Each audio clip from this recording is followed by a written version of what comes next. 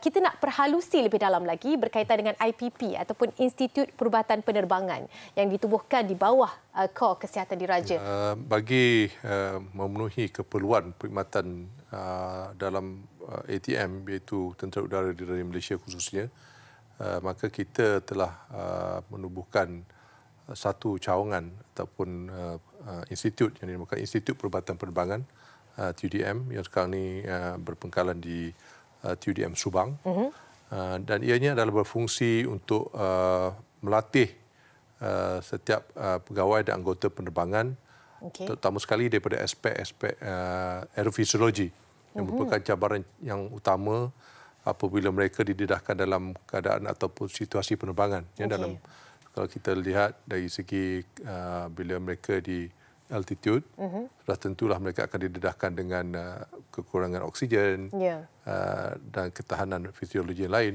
Termasuk jugalah bagi mereka yang ataupun juruterbang yang menerbangkan pesawat pejuang, mereka akan didedahkan dengan tekanan ataupun daya G yang tinggi semasa mereka membuat manuver ataupun pergerakan semasa di udara. Dan untuk itu mereka perlu dilatih supaya mereka dapat mengenal pasti keadaan-keadaan di mana perkara tersebut bakal berlaku dan seterusnya mengambil tindakan yang sepatutnya bagi mengelakkan sebarang kecederaan ataupun malapetaka ataupun sesuatu yang tidak diingini semasa dalam proses penerbangan tersebut. Ini bermakna sesiapa sahaja yang perlu bekerja di bawah IPP perlu menjalani latihan itu, tidak kira apa kategori jawatan sekalipun.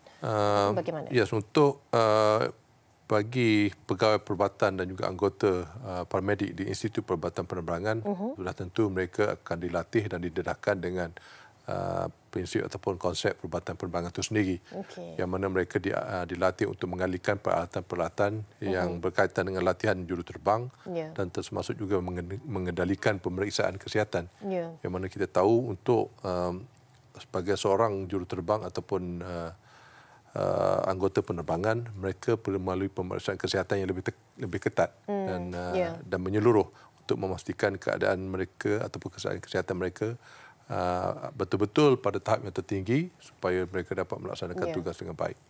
Adakah fasiliti di IPP ini hanyalah boleh digunakan oleh mereka yang di Air Force sahaja ataupun bagaimana? Sebetulnya sekarang ni kita juga atau menjalankan perkhidmatan ataupun memberikan perkhidmatan kepada agensi yang lain juga. Bagaimana kita tahu, selain daripada Tentera Udara Diraja Malaysia, TLDM dan juga Tentera Darat juga mempunyai unit penerbangan mereka sendiri. Jadi untuk tujuan tersebut, juruterbang yang berkenaan akan dilatih ataupun didedahkan dan diperiksa di Institut Perubatan Penerbangan. Di samping itu juga kita juga membantu agensi Maritim Malaysia yang mereka mempunyai juruterbang mereka, termasuk juga pasukan bomber dan penyelamat, dan juga untuk Jabatan Penerbangan Awam, DCM. So, dengan kata lain, kita memang menjadi pusat rujukan bagi perubatan penerbangan di serantau ini. Ya, pastinya. Dan antara latihan yang diberi perhatian merupakan latihan aerofisiologi yang berlaku di IPP itu sendiri. Jadi mungkin Datuk ada sedikit nak dikongsikan. Kali pertama juga saya dengarkan latihan aerofisiologi. Itu yang kita, bila kita aerofisiologi, maksudnya ia mengaitkan keadaan perubahan fisiologi dalam penerbangan. That's what aerofisiologi. Dan saya sendiri sebagai pakar perubatan penerbangan yang bertanggungjawab juga melatih mereka. So apa yang penting ialah kita cuba untuk menerapkan kepada setiap juruterbang dan anggota penerbangan akan